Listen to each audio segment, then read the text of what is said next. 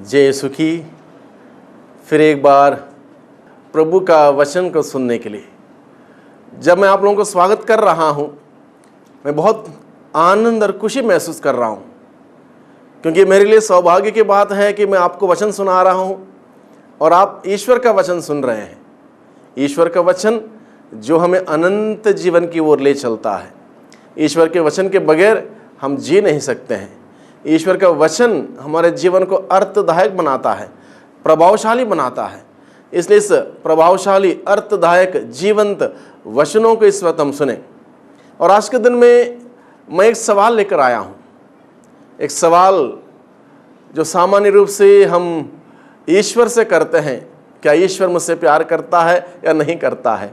इस वक्त मैं सवाल आप सबों से कर रहा हूँ, क्या आप उस ईश्वर से प्यार करते हैं? क्या मैं उस ईश्वर से प्यार करता हूं? इस सवाल को लेकर हम लोग मनन चिंतन करेंगे।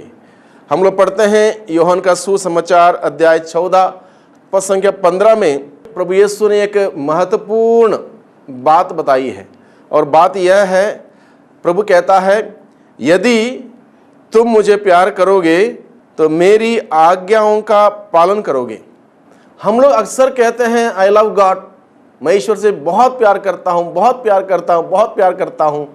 और जितना भी हम प्यार करते हैं उस बात का प्रमाण ये होगा कि मैं प्रभु की बातों को सुनूंगा, मानूंगा, उसके अनुसार चलूंगा। अगर ऐसा नहीं करता हूँ, इसका मतलब केवल मैं शब्दों से बोलता हूँ मैं ईश्वर से प्यार करता हूँ, हकीकत में ईश्वर से प्यार नहीं करता हूँ। इसलिए ज़रूरी है, केवल कहना पर्याप्त नहीं है, उसको कार्यों में जताना और दिखाना, प्रमाणित करना बहुत ही ज़रूरी है। जब ईश्वर ने मनुष्य से कहा मैं तुमसे प्यार करता हूँ, आई लव यू, तुम मेरे नज़रों में मूल्यवान हो, महत्व रखते हो, मैं तुमसे प्यार करता हूँ, ईश्वर ने केवल शब्दों से नहीं कहा, बल्कि अपने प्रेम के प्रमाण के रूप में अपने एकलौते पुत्र यीशु को इस धरती पर भेजा। हम पढ़ते हैं यूहन्ना का सुसमाचार अध्याय 3 पद संख्या 16 में, ईश्वर ने संसार से इतना प्यार किया कि उसने उसके लिए अपने एकलौते पुत्र को अर्पित कर दिया, जिससे जो कोई उसमें विश्वास करता है उसका सर्वनाश ना हो बल्कि उसे अनंत जीवन मिले। इस प्रकार से ईश्वर ने अपने प्रेम का सबूत दिया, प्रमाण दिया। इसलिए मुझे भी, अगर मैं कहता हूँ मैं ईश्वर से प्रेम करता हूँ, आई लव गॉड, इसके मतलब मुझे भी मेरा प्रेम का प्रमाण देना जरूरी है। और हर दिन, यानी कि एक बार, हर दिन मुझे भी इस बात को साबित करना होगा कि मैं सचमुच उस ईश्वर से प्रेम करता हूं और बेहद प्रेम करता हूं। केवल उस वक्त नहीं है जब मुझे ज़रूरत पड़ जाती है, जब मैं तकलीफ में हूं, जब मैं पीड़ा में हूं, जब मैं परेशानियों में हूं, केवल उस वक्त नहीं, हर वक्त मैं उस ईश्वर से प्रेम करता हूं। इस बात को मुझे साबित करना होगा, इस बात को मुझे प्रमाणित करना होगा। इसलिए आप अपने आप से पूछिए, क्या मैं सचमुच उस ईश्वर से प्रेम करता हूं?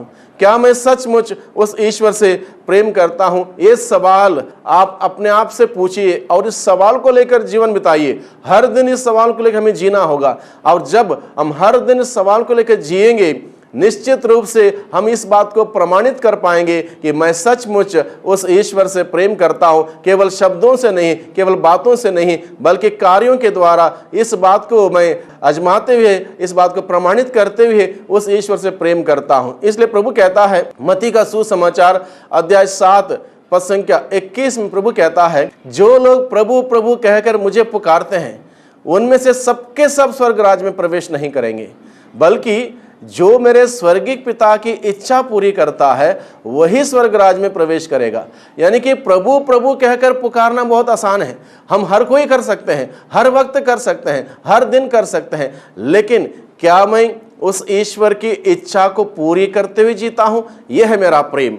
उस ईश्वर की इच्छा को पूरी करूंगा तब मैं इस बात को कह पाऊंगा मैं सचमुच उस ईश्वर से प्रेम करता हूं। अन्यथा मेरे शब्द केवल खोखले रहेंगे, एम्प्टी रहेंगे, खाली रहेंगे। केवल मैं कहूंगा प्रभु प्रभु प्रभु प्रभु कहूंगा और आगे कुछ नहीं। ऐसे लोगों से प्रभु कहता है वो लोग स्वर्ग राज्य में प्रवेश नहीं करेंगे जो प्रभु प्रभु प्रभु कहते हैं और करते कुछ नहीं है, कार्यों में कुछ नहीं है, उनके जीवन में कुछ नहीं है। इसलिए भाइयों बहनों, यह जरूरी है जब हम कहते हैं कि मैं ईश्वर से प्रेम करता हूं, यह जरूरी है कि हम उस बात को ना केवल शब्दों से बल्कि अपने जीवन के द्वारा, जीवन के उदाहरण के द्वारा इस बात को प्रमाणित करें, साबित करें, प्रूव करें, जिससे कि हम हकीकत में कह सकें कि मैं उस ईश्वर से प्रेम करता हूं। क्या मैं प्रभु से प्यार करता हूं? ये सवाल मैंने आपको दिया है। इस सवाल आप अपने पास हर दिन रखिए। इस सवाल को लेकर आप जीवन बिताइए। इस सवाल को लेकर आप मनन चिंतन कीजिए। आप हमेशा उस ईश्वर से प्यार कर पाएंगे।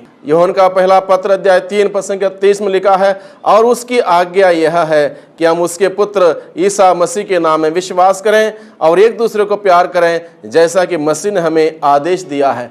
प्रभु ने कहा, यदि तुम उसे प्यार करोगे तो तुम मेरी आज्ञाओं का पालन करोगे। और प्रभु की आज्ञाएं हम जानते हैं और हमें मालूम है किस हद तक हम लोग उस आज्ञाओं का पालन करते हैं। हर बार जब हम पाप स्वीकार के लिए जाते हैं तब हम विचार करते हैं कौन सी आज्ञाओं को हमने तोड़ा है, कौन सी आज्ञाओं का उल्लंघन हमने किया है, कौन सी आज्ञाओं के खिलाफ या विरुद्ध हम लोगों ने जीवन बिताया है। हम लोग मनन चिंतन करते हैं, पाप स्वीकार करते हैं, दोबारा संकल्प करते हैं, दोबारा कोशिश करते हैं कि कोई भी आज्ञा का उल्लंघन ना हो, बल्कि एक एक आज्ञाओं का पालन करते हुए उस ईश्वर से हम प्रेम करें, इस बात का संकल्प हम लेते हैं। लेकिन हकीकत हम जानते हैं भाइयों बहनों, आप और हम जो इंसान हैं बार बार पाप में गिरते हैं, बार बार आज्ञाओं का उल्लंघन करते हैं, आज्ञाओं को तोड़ते हैं। इस प्रकार से हमारा प्रेम प्रभु के प्रति बार बार टूट जाता है। आज हम कहेंगे ईश्वर मैं बहुत प्यार करता हूं, कल कहेंगे बहुत प्यार करता हूं, परसों ये गलती कर दी, एक आज्ञा का उल्लंघन हो गया, मेरा प्यार खत्म हो गया, मेरा प्यार टूट गया। इस प्रकार से बार बार हमारा वो प्यार का रिश्ता ईश्वर के साथ जो है टूट जाता है। इसलिए जरूरी है भाइयों बहनों, इस सवाल को लेकर हम जीवन बिताएं, क्या मैं उस ईश्वर से प्रेम करता हूं? और जितना हम इस सवाल को लेकर जीवन बिताएंगे उतना हमारा प्रेम उस प्रभु के प्रति बेहतर होगा। जितना प्यार होगा तभी आज्ञाओं का पालन होगा, प्यार नहीं होगा आज्ञाओं का पालन नहीं होगा। इसलिए प्रभु कहता है, यदि तुम मुझसे प्यार करोगे तब तुम मेरी आज्ञाओं का पालन करोगे। प्यार नहीं होगा तो आज्ञाओं का पालन नहीं हो सकता। इसलिए इस आज्ञाओं का पालन को करना बहुत ही जरूरी है। और यहां पर बताया गया है उसकी आज्ञा क्या है। यूहन्ना का पहला पत्र अध्याय 3 पद संख्या 23 में बताया गया है, उसकी आज्ञा यह है, क्या है? हम उसके पुत्र ईसा मसीह के नाम में विश्वास करें। हम उसके पुत्र ईसा मसीह के नाम में विश्वास करें और एक दूसरे को प्यार करें, जैसा कि मसीह ने हमें आदेश दिया है। हम ईश्वर की 10 आज्ञाओं को जानते हैं। ईश्वर के 10 आज्ञाओं को प्रभु यीशु ने और सरल बनाया है। उस 10 आज्ञाओं को 2 भागों में बांटा है। एक भाग में यह है, अपने प्रभु ईश्वर को अपने सारे बुद्धि, सारी शक्ति, सारी आत्मा से प्यार करो और अपने पड़ोसी को अपने समान प्यार करो। इस प्रकार से उस 10 आज्ञाओं का निचोड़ बनाते हुए, संक्षिप्त करते हुए 2 आज्ञाओं में बदल दिया। और वही बात हमें बताई गई है यूहन्ना के पत्र के द्वारा, हम उसके पुत्र ईसा मसीह के नाम में विश्वास करें और एक दूसरे को प्यार करें, जैसे कि मसीह ने हमें आदेश दिया है। और वही बात अपने जीवन में लागू करने के लिए, उसके अनुसार जीवन बिताने के लिए हम सबों के लिए बहुत कठिन होता है। उस ईश्वर से अपने पूरे मन से, पूरे शक्ति से, पूरे आत्मा से प्यार करना बहुत कठिन लगता है और अपने पड़ोसी को अपने समान प्यार करना बहुत कठिन लगता है। यह हम सबों के लिए चुनौती है। इसलिए प्रभु हमें याद दिलाता है, जो इस आज्ञा का पालन करेगा, उसकी आज्ञा यह है, जो इस आज्ञा का पालन करेगा वो इस बात का प्रमाण देगा, सबूत देगा कि वह व्यक्ति ईश्वर से प्रेम करता है। ईसा मसीह में विश्वास करने का तात्पर्य क्या है? यहाँ पर बताया गया है, उसके पुत्र ईसा मसीह के नाम में विश्वास करें। ये पहली आज्ञा है, यानी कि उसके ईसा मसीह में विश्वास करने का तात्पर्य क्या है? What is the meaning of believing in the name of Jesus? प्रभु पर विश्वास करने का मतलब क्या है? इस बात पर हम विचार करें। यह जरूरी है। अगर प्रभु की आज्ञा को हम मानेंगे, प्रभु ने यहाँ पर बताया गया है उसके पुत्र ईसा मसीह के नाम में विश्वास करें और एक दूसरे को प्यार करें, जैसा कि प्रभु ने हमें आदेश दिया है। प्रभु के नाम पर विश्वास करने का मतलब क्या है? केवल अगर हम कहेंगे मैं विश्वास करता हूं, वो पर्याप्त नहीं है। बिना कार्यों के विश्वास अधूरा है, खोखला है। इसलिए विश्वास कार्यों के साथ जुड़ा हुआ है। यानी कि ईसा मसीह के नाम में विश्वास करने का मतलब मैं समझता हूं, मैं अपने आप को प्रभु के हाथों में समर्पित करता हूं।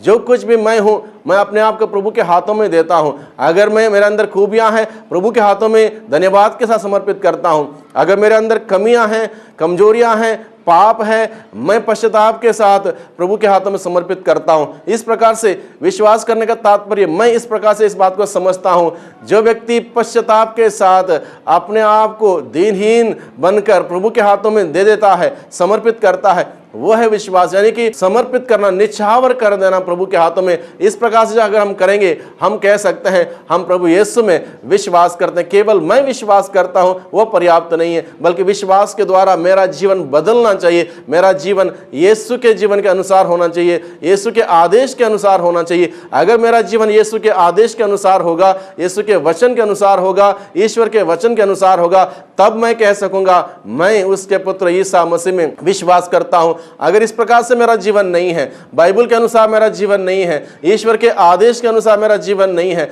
ईश्वर के आज्ञाओं के अनुसार मेरा जीवन नहीं है, तब मैं ये नहीं कह सकता हूं मैं ईसा मसीह में विश्वास करता हूं। विश्वास करने का तात्पर्य ईश्वर के आदेश के अनुसार, ईश्वर के वचन के अनुसार जीवन बिताते हुए मेरा जीवन को नया बनाना, प्रभु के जीवन जैसा बनाना, यह है विश्वास करने का तात्पर्य। और यह बहुत ही चुनौती भरी बात है हर व्यक्ति के लिए, मुझे और आपको, ईश्वर के वचन को अपने जीवन में अमल करते हुए जीवन बिताना, इस प्रकार से विश्वास को व्यक्त करना एक चुनौती भरी बात है। लेकिन प्रभु चाहते हैं, अगर हम प्रभु से प्यार करते हैं तो इस प्रकार का जीवन बिताएं। प्रभु यही चाहता है, यही काम करने के लिए प्रभु ने हमें चुना है, प्रभु ने हमें बुलाया है। इसलिए भाइयों बहनों, इस बात को हम समझें। केवल हम ये बात कह के संतुष्ट ना हो, खुश ना हो, मैं ईश्वर से प्रेम करता हूं। ईश्वर से प्रेम करने का मतलब ईश्वर के वचन के अनुसार जीवन बिताते हुए उस जीवन को दर्शाना, उस जीवन को जो बाइबल हमें बताता है, उस बाइबल का जीवन को जीते हुए दर्शाना, वो है विश्वास करने का अर्थ।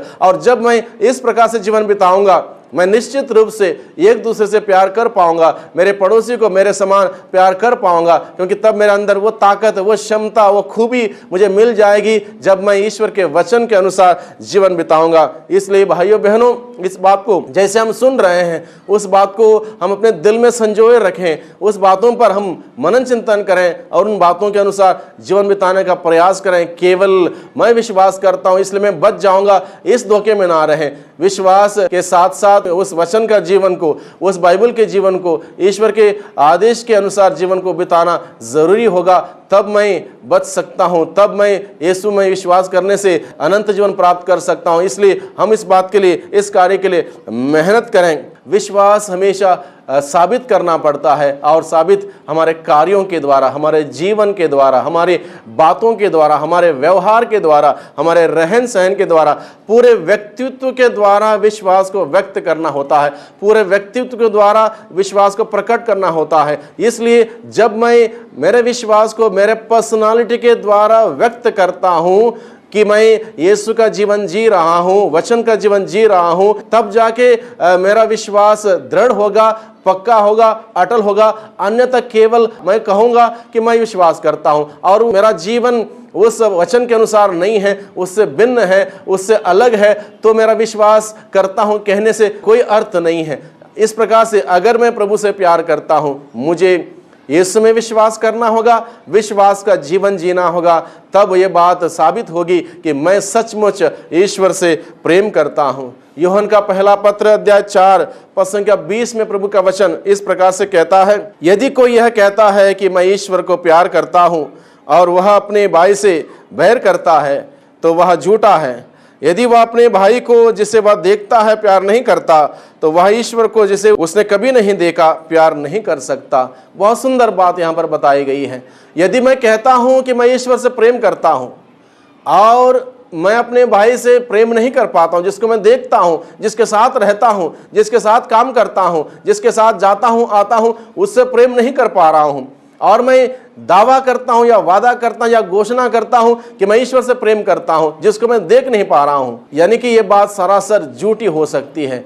जिसको देख नहीं पा रहा हूं और मैं दावा करता हूं कि मैं ईश्वर से प्रेम कर रहा हूं, जिसको देख रहा हूं, जिसके साथ रहता हूं, जिसके साथ उड़ता हूं, जिसके साथ बैठता हूं, जिसके साथ काम करता हूं, जिसके साथ मेरा उठना बैठना है, उससे मैं प्यार नहीं कर पा रहा हूं, इसके मतलब मैं झूठ बोलता हूं। और इस प्रकार से प्रभु हमें चुनौती देता है। अगर हम ईश्वर से कहते हैं मैं ईश्वर से प्रेम करते हैं, तो हम उस व्यक्ति से पहले प्रेम करें जिसने ईश्वर ने अपने अनुरूप में बनाया है। वो मेरा भाई या बहन, मेरा पड़ोसी, चाहे कोई भी व्यक्ति हो, उससे अगर मैं प्यार कर पाऊंगा तब मैं इस बात को साबित कर पाऊंगा कि मैं उस ईश्वर से प्रेम करता हूं, क्योंकि ईश्वर ने उस मेरे भाई को या बहन को अपने अनुरूप बनाया है, इसलिए उसके साथ मेरा रिश्ता है, इसलिए मेरा रिश्ता ईश्वर के साथ हो सकता है। अगर मेरा रिश्ता मेरे भाई के साथ, मेरे बहन के साथ या किसी व्यक्ति के साथ कट गया है, तब मेरा रिश्ता ईश्वर के साथ जुड़ नहीं सकता है। मेरा रिश्ता ईश्वर के साथ तभी जुड़ सकता है जब मेरा रिश्ता एक दूसरे के साथ जुड़ा हो, तभी मेरा रिश्ता ईश्वर के साथ जुड़ सकता है। इस प्रकार से प्रभु हमें चुनौती देता है,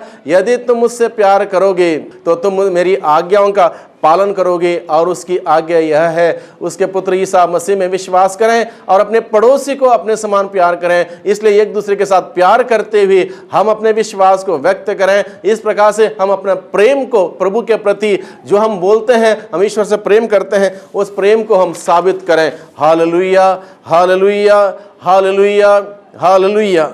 मत्ती का सुसमाचार अध्याय 22 पद संख्या 37 से 40 तक अगर हम पढ़ेंगे, वहाँ पर सबसे बड़ी आज्ञा के बारे में लिखा गया है, बताया गया है, अपने प्रभु ईश्वर को अपने सारे हृदय, अपनी सारी आत्मा और अपनी सारी बुद्धि से प्यार करो और अपने पड़ोसी को अपने समान प्यार करो। ये सबसे बड़ी आज्ञा के बारे में बताया गया है। यदि तुम मुझसे प्यार करोगे, मेरी आज्ञाओं का पालन करोगे, प्रभु यीशु ने कहा। और ये आज्ञा क्या है? सबसे बड़ी आज्ञा यहाँ पर बताई गई है, अपने प्रभु ईश्वर को अपने सारे बुद्धि, सारी आत्मा, सारी शक्ति से प्यार करो और अपने पड़ोसी को अपने समान प्यार करो। ये बहुत बड़ी एक आज्ञा यहाँ पर दी गई है। इसका अर्थ क्या है? अपने ईश्वर को अपने सारे आत्मा, सारी बुद्धि, सारी शक्ति से प्यार करने का तात्पर्य क्या है? ये बात मुझे जानना होगा, अन्यथा मैं ईश्वर की आज्ञाओं का पालन नहीं कर पाऊंगा। ईश्वर ने मुझे बुद्धि शक्ति दी है, ज्ञान विवेक दिया है, प्रज्ञा दिया है।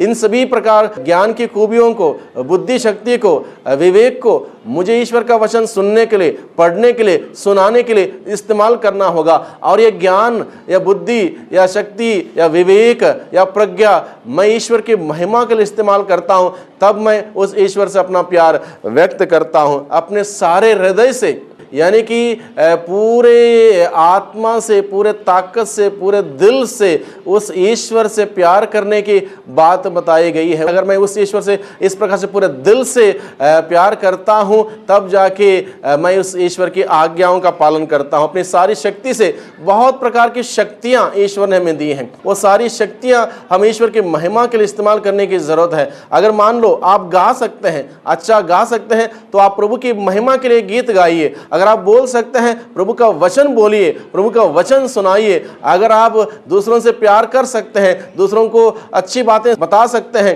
दूसरों की मदद कर सकते हैं, दूसरों के दुखों को सुन सकते हैं, आप उस कार्य में शामिल हो जाइए। इस प्रकार से आप अपनी शक्तियों को जो ईश्वर ने आपको दी है, आप इस्तेमाल करते हुए उस प्रभु की महिमा कर सकते हैं। इस प्रकार से आपका प्यार प्रभु के प्रति व्यक्त हो जाता है। कई बार साधनाओं के दौरान मैं लोगों से कहता हूं, ताली बजाते हुए हम लोग गीत गाएंगे। बहुत सारे लोग ताली बजाते हैं, केवल हाथों को इस प्रकार से टच करते हैं, उसमें आवाज नहीं आती है। यानी कि लोग तैयार नहीं हैं कि दिल से उस ईश्वर की महिमा करने के लिए तैयार नहीं, ताली बजाने के लिए तैयार नहीं, हाथ ऊपर उठाने के लिए बताया जाता, हाथ ऊपर उठाने के लिए तैयार नहीं। इसका मतलब क्या है? शक्तियां ईश्वर ने हमें दी हैं, ताली बजाने की शक्ति हमें दी है, हमें हाथ दिए हैं, हाथ ऊपर उठा सकते हैं, ताली बजा सकते हैं, हम गीत गा सकते हैं, हम कर नहीं पा रहे हैं, करना नहीं चाहते। नहीं कि हम ना अपने शक्ति से, ना आत्मा से, ना दिल से उस ईश्वर से प्यार करना नहीं चाहते। हम केवल बोलते हैं, हम प्यार करते हैं, लेकिन जब कार्यों के द्वारा प्यार करने की और प्यार जताने की, प्यार व्यक्त करने की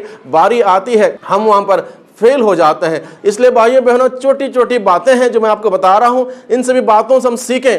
अगर आप ईश्वर के गीत गा रहे हो, भजन कीर्तन कर रहे हो, आप ताली बजाते हुए आनंद के साथ आपका प्यार प्रभु के प्रति व्यक्त कीजिए। अगर आप हालेलुया शब्द बोल रहे हो, वो एक शब्द जो बोल रहे हैं, उस शब्द के द्वारा आपका प्यार प्रभु के प्रति व्यक्त हो जाए। आपने एक ताली बजाई है, अगर उस ताली के द्वारा आपका प्यार प्रभु के प्रति व्यक्त नहीं होगा तो बेकार है। इसलिए आप ताली बजाते हो, प्रसन्नता के साथ, खुशी के साथ, आनंद के साथ अपना प्यार को व्यक्त करते हुए, ताली बजाते हुए उस ईश्वर की स्तुति करें। इस प्रकार से अपनी सारी आत्मा से, सारी शक्ति से, सारे दिल से उस ईश्वर से प्यार करें, तब जाके हम इस बात को दावा कर सकते हैं मैं उस ईश्वर से प्रेम करता हूं। इसलिए भाइयों बहनों, इस बात को सीखें, अगर हम उस ईश्वर से प्रेम करते हैं, जहां हम काम करेंगे वहां ईमानदारी से काम करेंगे, मेहनत से काम करेंगे, एक उदाहरण प्रस्तुत करेंगे, मैं दूसरों को बताऊंगा मैं यीशु का हूं, आई बिलोंग टू जीसस। इस प्रकार से जब हम काम करते हैं तब जाके हम प्रभु की महिमा करते हैं।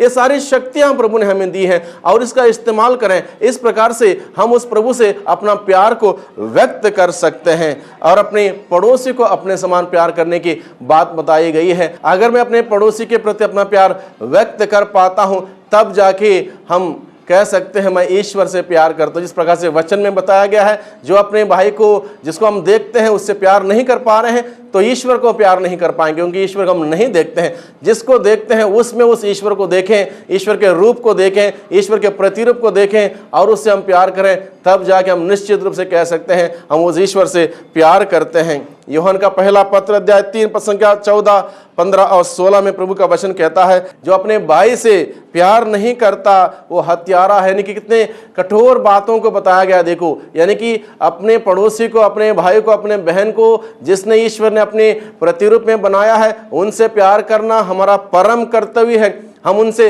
प्यार करें, कभी किसी प्रकार से नफरत ना करें।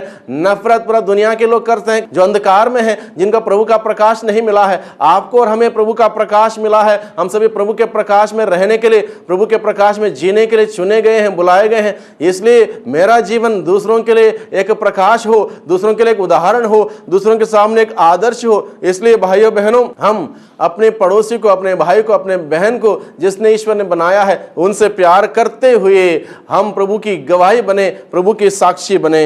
यूहन्ना का सुसमाचार अध्याय 13 पद संख्या 34 में प्रभु का वचन कहता है, जैसे मैंने तुमसे प्यार किया तुम भी वैसा ही किया करो दूसरों के साथ। और हम सभी जानते हैं प्रभु ने कैसे हम सबों से प्रेम किया।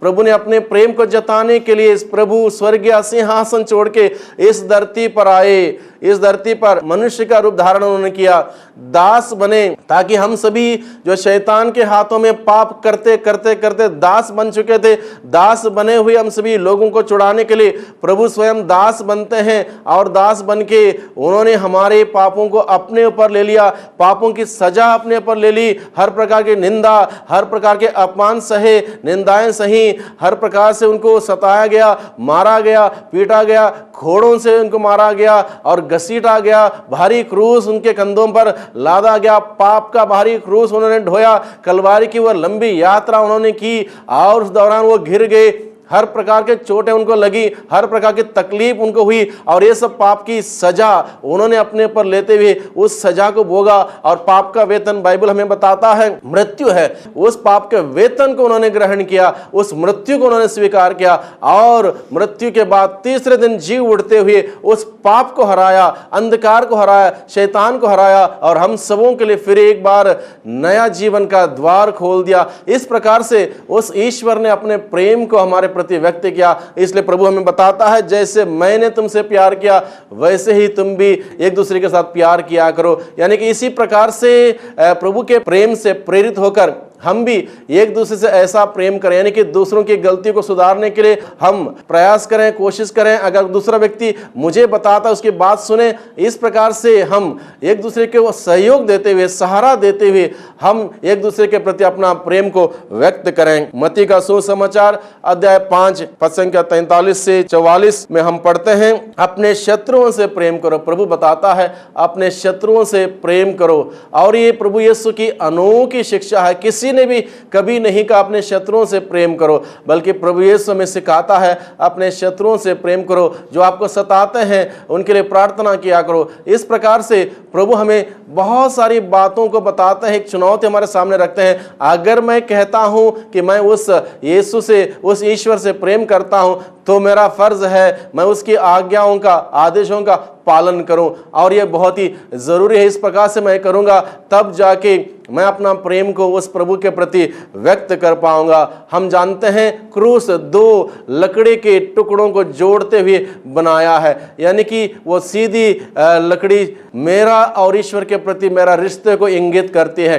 उस सीधी लकड़ी के ऊपर टेढ़ी लकड़ी जो रखी है, मेरा रिश्ता मेरे पड़ोसी के साथ इंगित करती है। इस प्रकार से क्रूस हमारे जीवन में बहुत ही जरूरी है। उस क्रूस के सहारे हम प्रभु के साथ जुड़ते हैं, क्रूस के सहारे एक दूसरे के साथ जुड़ते हैं और क्रूस हमें एक दूसरे को जोड़े रखता है। और जब हम एक दूसरे के साथ जुड़े रहेंगे तब हम प्रभु के साथ जुड़े रहेंगे। इस प्रकार से भाइयों बहनों, जब हम वादा करते हैं या दावा करते हैं मैं ईश्वर से प्रेम करता हूं, उसकी आज्ञाओं का पालन करें। इस प्रकार से हम अपना प्रेम को प्रभु के प्रति व्यक्त करें। वही प्रभु हम सबों को दिन प्रतिदिन उससे बेहद प्यार करने के लिए हम सबों को सिखाए, हम सबों को शक्ति दे, हम सबों को सामर्थ्य दे। इसलिए उस प्रभु से हम प्रार्थना करें, प्यारे प्रभु जी, हम सबों की दुर्बलताओं में, कमजोरियों में आप हमारी ताकत बनकर हमारे साथ रहिए और आपसे प्यार करने के लिए हमें सिखाइए। यह दुआ हम करते हैं हमारे उद्धारकर्ता यीशु मसीह के नाम से, आमीन।